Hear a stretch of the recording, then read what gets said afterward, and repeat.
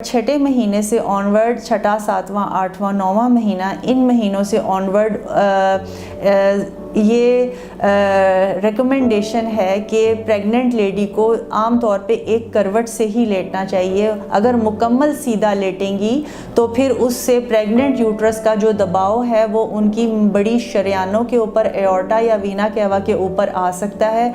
वो सडन एकदम से अनकॉन्शियस हो सकती हैं, उनको ब्लैकआउट हो सकता है अगर वो बिल्कुल सीधा लेटेंगी बेड के। इसलिए एक करवट से लेटना ज़रूरी है। ये तो एक बेसिक प्रिंसिपल है कि ज़्यादातर ख़वातीन बाईं करवट पे लेटना प्रेफर करती हैं, लेकिन इसकी कोई ख़ास वजह नहीं है। दाएं या बाईं में से कोई भी करवट इख्तियार की जा सकती है जिसमें खातून प्रेफर करें अपने आप को, जिसमें ज़्यादा कंफर्टेबल हों।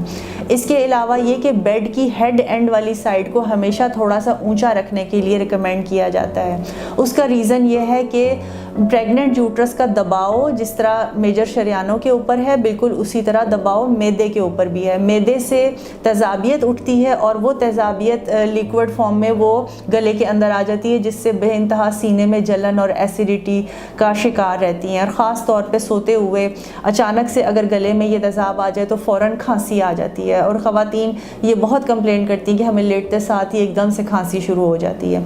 वो सिर्फ लेटने की पोजीशन चेंज करने से, अगर हेड एंड साइड ऊपर हो और एक तरफ को टिल्ट भी किया हो प्रेग्नेंट फीमेल ने, तो फिर वो खांसी की किसी हद तक बचाव मुमकिन है। अलबत्ता 100% वाकई रिलीफ मुमकिन नहीं है। जैसे जैसे प्रेगनेंसी में बेबी का वेट बढ़ता जाता है वैसे वैसे मैकेनिकल प्रेशर भी बढ़ता जाता है।